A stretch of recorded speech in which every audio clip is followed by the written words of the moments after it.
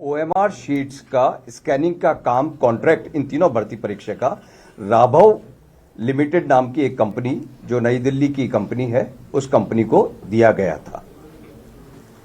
उस भर्ती परीक्षा में विभिन्न प्रकार के अनुचित साधनों के उपयोग की शिकायतें और जानकारी मिलने पर एसओजी में अभियोग दर्ज किया गया है। उस अभियोग के अंतर्गत हमारे डीआईजी श्री परेश देशमुख व अनुसंधान अधिकारी श्री यशवंत सिंह उनके नेतृत्व में कार्रवाई करते हुए सारे प्रोसेस की एनालिसिस करते हुए मुलजिमों को आइडेंटिफाई किया गया। राघव कंपनी के दो मुलजिम जो कि स्कैनिंग के काम के लिए यहां पे जयपुर आए हुए थे, उन दोनों मुलजिमों को गिरफ्तार किया गया। जिन एक का नाम विनोद और दूसरे मुलजिम का नाम शादान है।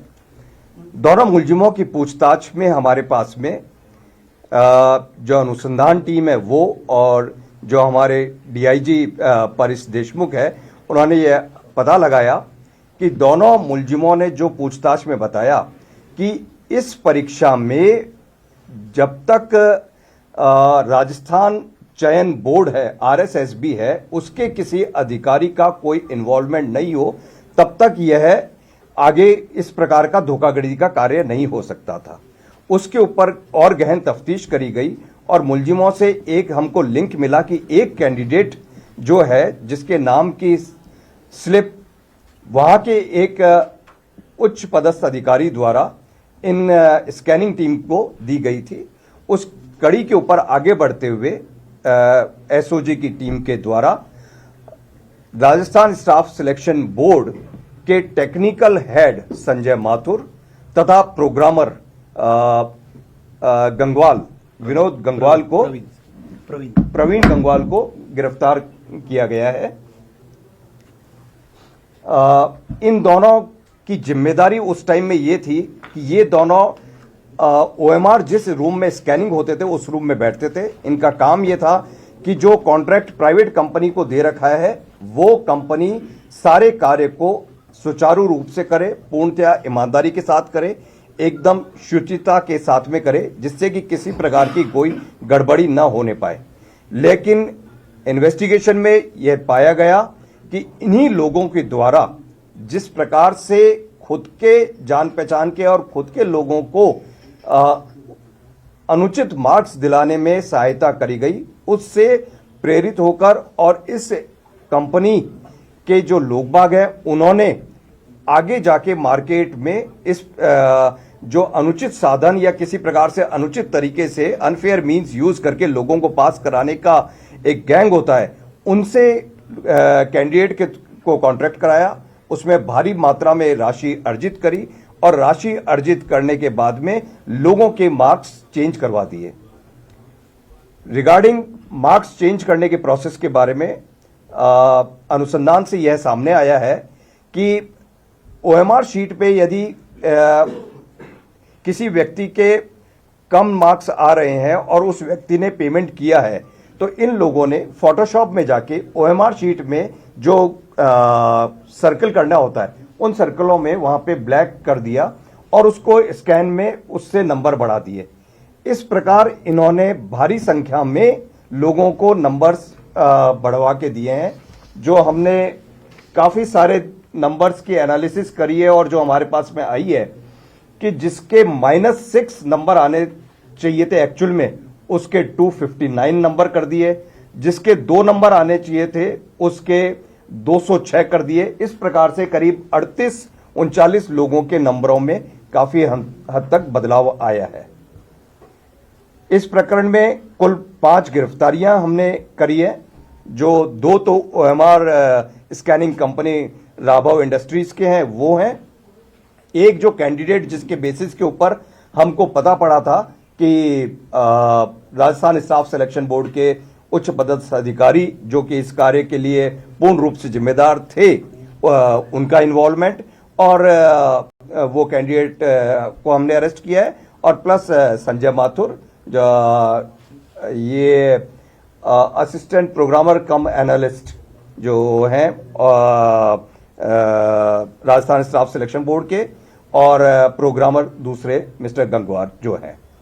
इसमें संजय माथुर की जिम्मेदारी दी गई थी कि वो कंप्लीट टेक्निकल तरीके से इस कार्य को करवाएं, परीक्षा का रिजल्ट यहां तक कि तैयार करवाना, सारा टेक्निकल वर्क आज तक भी संजय माथुर ही करते आए हैं। एक और चीज इसमें उल्लेखनीय ये पाई गई कि इस प्रकार की जब गड़बड़ियों की शिकायत थी, उसके ऊपर राजस्थान स्टाफ सिलेक्शन बोर्ड ने जो जांच करी थी, उस जांच कमेटी में भी ये दोनों व्यक्ति सदस्य थे। अब तक की जांच में कितने स्टूडेंट पाए गए हैं, ऐसे कितने अभ्यर्थी? अभी तक टोटल 38 अभ्यर्थी हमने पाए हैं।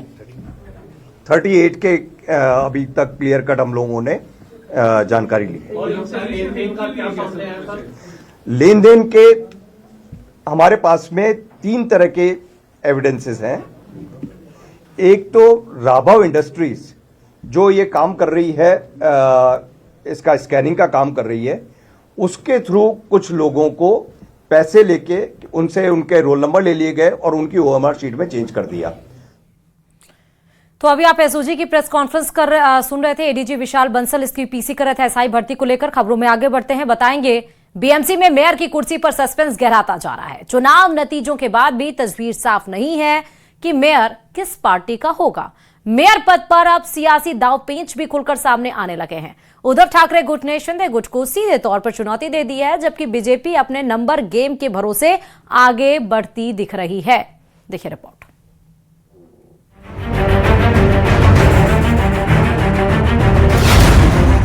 कौन बनेगा बीएमसी का मेयर? क्या मेयर पद पर बट गए हैं बीजेपी और शिंदे गुट? क्या बीजेपी को बैकडोर से मिलेगा उद्धव गुट का समर्थन? बृहन मुंबई नगर निगम यानी बीएमसी के चुनाव के नतीजे आने के बाद अब सबसे बड़ा सवाल यही है कि मुंबई का मेयर कौन बनेगा। नतीजे आ चुके हैं, लेकिन सत्ता की तस्वीर अब भी धुंधली है। मेयर की कुर्सी को लेकर उद्धव गुट, शिंदे गुट और बीजेपी के बीच जबरदस्त सियासी खींचतान चल रही है। न्यूज 18 इंडिया से एक्सक्लूसिव बातचीत में उद्धव गुट के सांसद संजय राउत ने साफ कहा है कि पर्दे के पीछे की कहानी अभी बाकी है। लेकिन मेयर जो हम तय करेंगे वही होगा। किसका भी हो सकता है। किसका मतलब किसका? हाँ, शिंदे छोड़कर किसका भी मेयर बनेगा। लेकिन फिर एक बार चाहे हमारी सत्ता 4 से चली गई, लेकिन तय तो ठाकरे बंधु ही करेंगे।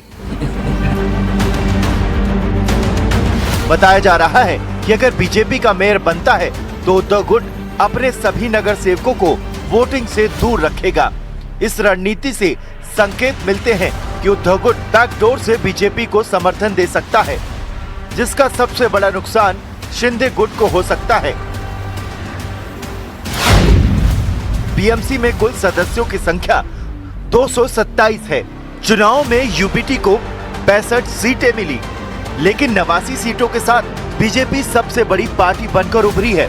शिंदे गुट को 29 सीटें मिली हैं। अभी तक बीएमसी में बहुमत का आंकड़ा 114 है, लेकिन अगर यूपीटी मेयर पद के लिए वोटिंग से दूर रहता है तो सदन में कुल सदस्यों की संख्या घटकर 162 रह जाएगी और 162 के हिसाब से बहुमत का आंकड़ा घटकर 82 हो जाएगा। ये बहुमत का आंकड़ा बीजेपी अकेले अपने दम पर पा सकती है, क्योंकि उसके पास इस नए बहुमत के आंकड़े से 7 सीटें ज्यादा है। यानी यूपीटी के गैर हाजिर रहने पर बीजेपी को शिंदे गुट के समर्थन की जरूरत नहीं पड़ेगी। उधर शिंदे गुट भी अलर्ट मोड पर है। शिंदे गुट के सभी 29 जीते हुए नगर सेवक फिलहाल बांद्रा के एक 5 सितारा होटल में ठहरे हुए हैं। खबर है कि पार्टी जल्द से जल्द उनके दस्तावेज तैयार करके गजट बनवाने में लगी है, ताकि पार्टी में टूट की कोई गुंजाइश न रहे। हालांकि बीजेपी सूत्रों का कहना है कि मेयर पद पर आखिरी फैसला मुख्यमंत्री देवेंद्र फडणवीस करेंगे, जो फिलहाल दावोस दौरे पर हैं। न्यूज 18 इंडिया के साथ दावोस में हुई एक्सक्लूसिव बातचीत में मुख्यमंत्री फडणवीस ने दावा किया कि बीएमसी के मेयर पद को लेकर उनके गठबंधन में कोई विवाद नहीं है। Who else will get what post? There's no conflict. Let me add to the rumor mills that Uddhav Thackeray and you are in calls, or No. he has called you, or you have taken his call or not. I don't know. These are all rumors. You see, our alliance is very strong, and so for a post of a mayor or for any small or big post, we'll not be fighting because people have given us mandate. So nobody will like us to fight on the some posts. We'll not do that. मुख्यमंत्री को Davos से लौटने में अभी समय है। ऐसे में मेयर पद को लेकर तस्वीरें लगातार बदल रही हैं। ऐसे में साफ है कि मुंबई का मेयर सिर्फ वोटों से नहीं बल्कि रणनीति और गैर हाजिरी के गणित से तय होगा। वहीं मध्य प्रदेश के इंदौर में एक भिखारी के बारे में जो खुलासा हुआ है वो सोचने पर मजबूर करता है। यहाँ के सराफा बाजार में सालों से एक लाचार भिखारी लोगों की दया का सहारा लेकर भीख मांगता रहा, लेकिन जांच हुई तो पता चला ये भिखारी नहीं बल्कि करोड़पति है। ब्याज पर पैसे बांटता है और कार से चलता है। उसकी संपत्ति और बैंक बैलेंस जानकर लोग दंग रह गए। देखिए रिपोर्ट।